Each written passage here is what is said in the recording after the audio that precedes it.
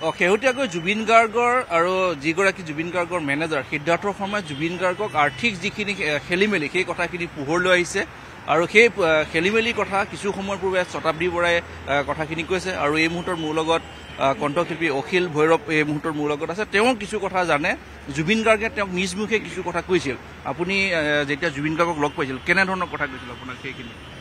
আচলতে একজেক্টলি মোৰ ডেটটো মনত নাই। 2023 লাষ্টৰ ফালে আৰু 24 প্ৰথম ভাগত তেতিয়া ৰাতি ষ্টুডিঅ'ত মোৰ এতিয়া সময়টো মনত নাই ভালকৈ, ঠিক 11-12মান বজাৰ ভিতৰত দাদাই মানে ক'লে কি জানো ইহঁতে কি কৰিছে, 4-5 বছৰ একো হিচাপ মানে একো নাই, তাৰপিছত মানে 5 কোটি টকা এটা মোৰ লগত থাকিব লাগে, মইতো জুবিন গাৰ্গ। তেতিয়া মই কৈছিলোঁ দাদা নিশ্চয় থাকিব লাগে, আৰু মই কৈছিলোঁ আপুনি হিচাপটো ল'ব। সেই কথাখিনি সেই ৰাতি মোক কৈছিলে 2023 লাষ্টৰ ফালে, আৰু মোৰ একজেক্টলি ডেটটো মনত নাই। আৰু মই ৰাতি ঠিক 11-12মান বজাৰ ভিতৰত, 11টাৰ পৰা 1টামান বজাৰ ভিতৰত, এই মুহূৰ্তত মোৰ সময়খিনি মনত পৰা নাই, ঠিক তেনেকৈ কথাটো মোক কৈছিলে। তেতিয়া কিন্তু মোৰ মানে তেনেকৈ কওঁতে মই নিজে আচৰিত হৈছোঁ। মানে তেওঁ 30 বছৰ তেওঁ ইণ্ডাষ্ট্ৰীত কাম কৰিছে, কৰাৰ পিছত তেনেকুৱা আৰু ইমান মানে মেনেজমেণ্টৰ ইমান মানে টাইট, মানে ইমান মেনেজমেণ্ট ধুনীয়াকৈ কৰিছে, তাৰপিছত তেনেকুৱা কথা এটা তেওঁ, মই আচলতে তেওঁৰ সহযোগী শিল্পী আছিলোঁ 2 বছৰ আচলতে 1.5 বছৰমান আছোঁ মই, মাজে মাজে মোৰ গেপ হৈছে কাৰণ মই নিজেও শ্ব' কৰোঁ কাৰণে। তো তেতিয়া মোৰ আচলতে তেনেকৈ কওঁতে খুব দুখ লাগিছে আছে কথাটো। তাৰপিছত মই কিন্তু তেতিয়া কৈছিলোঁ দাদা আপুনি হিচাপ ল'ব, তেতিয়া মানে সেনেকৈ কৈছিলে আৰু কথাখিনি। আপুনি যিহেতু সহযোগী শিল্পী হিচাপে আছিল, আপুনিও এটা পাৰিশ্ৰমিক নিশ্চয় তেওঁৰ পৰা পাইছিল, সেইখিনি কেনেধৰণে পাইছিল বা সেইখিনি তেওঁ নিজে দিছিল নে মেনেজাৰে দিছিলে? তেতিয়া সেইটোৱে কথা। তাৰমানে মই যেতিয়া প্ৰগ্ৰেম কৰিছিলোঁ মোৰ কোনো এগ্ৰিমেণ্টেই নাছিলে, তো মই প্ৰগ্ৰেম কৰিয়ে আছোঁ তেতিয়ালৈকে। মোৰ মোটামুটি মই অলমষ্ট 20-30খনমান শ্ব' কৰিলোৱে মই তেতিয়ালৈকে, কিন্তু মোক মেনেজাৰে এবাৰো সোধা নাই, মানে 1 টকাও মোক পে'মেণ্ট কৰা নাই তেতিয়ালৈকে। তাৰে পিছত কিন্তু সেই কথাটো মোক দাদাইহে সুধিছে, মানে সেইদিনাখন ৰাতিয়ে সেই কথাটো তেনেকৈ ওলাইছিলে। দাদাই মোক সুধিছিলে তোক পে'মেণ্ট কৰিছেনে? মই বোলো পে'মেণ্টটো মোক কৰা নাই দাদা। তাৰপিছত মানে পিছত মোক পে'মেণ্ট কৰিলে, সামান্য পে'মেণ্ট কৰিছে মোক, মানে সামান্য পে'মেণ্ট এটা কৰিছে তেওঁ মেনেজাৰে।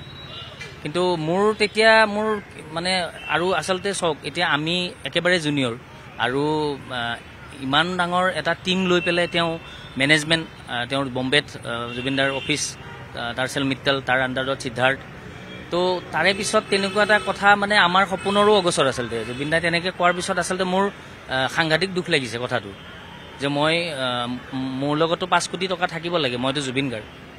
তো সেইখিনিয়ে কথা। আপুনিও ধৰক যিটো পাৰিশ্ৰমিক ধৰক বিচাৰিব লাগিছিল সেইখিনি ধৰক জুবিন গাৰ্গ বুলি আপুনি বিচৰা নাছিল বা তেনেকুৱা? একজেক্টলি মই আচলতে সেইটো কাৰণে মই বিচৰা নাছিলোঁ। আৰু সেইটো তেওঁ যে জানে, তেওঁ এটা কথা কৈছিলে যে মানে তেওঁ নিজেই সুধিছে মোক, মানে তোৰ পে'মেণ্ট কৰিছেনে, সেইটো তেওঁ সুধিব লগা হৈছে, মানে সেইটো তাৰমানে আটাইতকৈ মানে দুৰ্ভাগ্যজনক কথা। এটা মেনেজমেণ্ট টিম থকাৰ পিছত, এটা মেনেজমেণ্ট থকাৰ পিছত সেইটো দায়িত্ব আচলতে মেনেজমেণ্টৰ আছিলে। যিয়ে নিদিয়ক, মই 1 টকা দিয়ে 100 টকা দিয়ে যিয়ে নিদিয়ক, কিন্তু সেইটো দায়িত্ব মেনেজমেণ্টৰ আছিলে। কিন্তু সেই কথাটো মোক জুবিন দাই সুধিছে। পৰৱৰ্তী সময়ত যেতিয়া আপোনাক যিটো সামান্য পৰিমাণৰ হেৰি দিলে, সেইটো সিদ্ধাৰ্থৰ সময় আপোনালোকৰ কি ধৰণে কথা পাতি পেলাই দিলে? সেইটো মোক তেওঁ মানে কৈছে আৰু যে মানে আপুনি মানে যিহেতু চান্স পাইছে গাবলৈ, তেতিয়া মানে সামান্য মোক এটা এমাউণ্ট মাননি দিছে।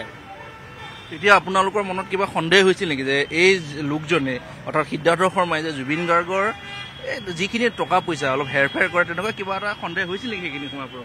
তেতিয়া আচলতে মই ঠিক একো বুজিব পৰা নাছিলোঁ কথাটো, মানে আচলতে হৈছে কি। তাৰপিছত কাৰণ যিহেতু গোটেইখিনি মেনেজমেণ্টৰ ফালৰ পৰাই চোৱা যায়, আৰু যিহেতু আমি আচলতে এতিয়াহে কথাবিলাক গম পাইছোঁ, মানে চব কথা যে লুকুৱাই ৰাখিছিলে, আনকি গৰিমা বৌও গম নাপায় কথাবিলাক আচলতে, মানে ক'ৰ পইচা ক'ত গৈছে মানে কোনো আচলতে হিচাপেই নাই, প্ৰথম কথা সেইটো।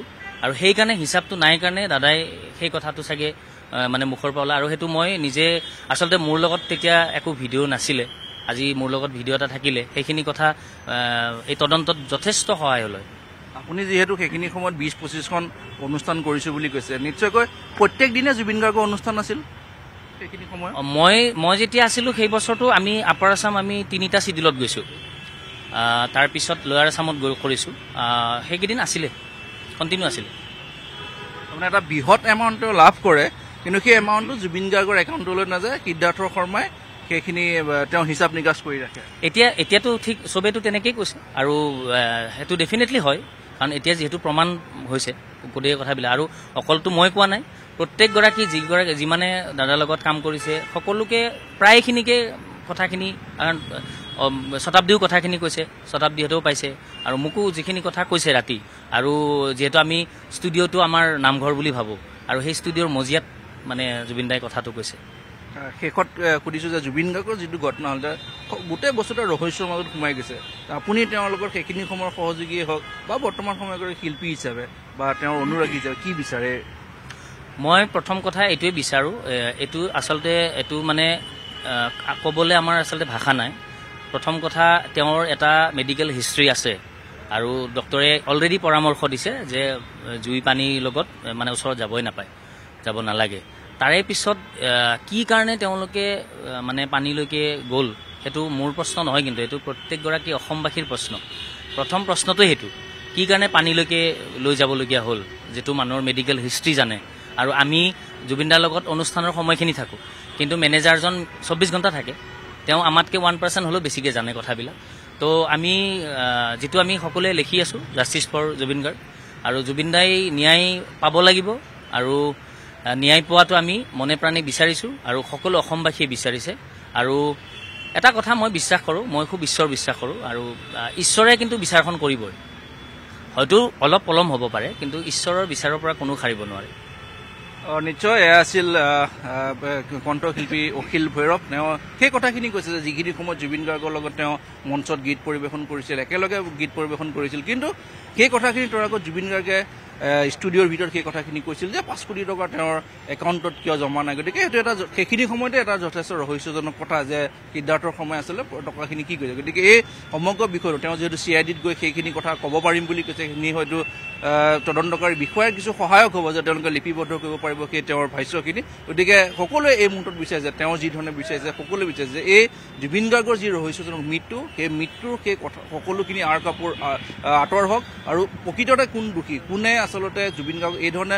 তিলকৈ মৃত্যুৰ মুখলৈ ঠেলি দিলে সেই সকলোখিনি ওলাই পৰিব লাগে এয়া সকলোৱে এই মুহূৰ্তত দাবী কৰিছে আপুনি বিচৰা বাতৰি পাব কেৱল নিউজ 18 এপত নিউজ 18 এপ ডাউনলোড কৰিবলৈ স্ক্যান কৰক এই QR কোড গুগল প্লে ষ্টৰতো পাব এই নিউজ 18 এপ